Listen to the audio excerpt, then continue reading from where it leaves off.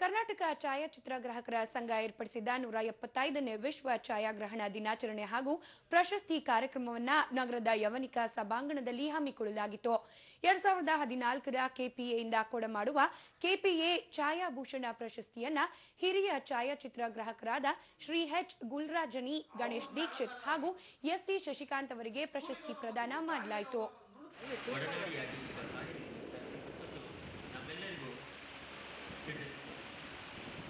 ಉಚಿತವಾಗಿ ನಮ್ಮೆಲ್ಲರಿಗೂ ತಲುಪಿಸ್ತಾ ಇರ್ತಕ್ಕಂಥ ವಿಚಾರ ನಿಜವಾಗೂ ಶ್ಲಾಘನೀಯ ವಿಚಾರ.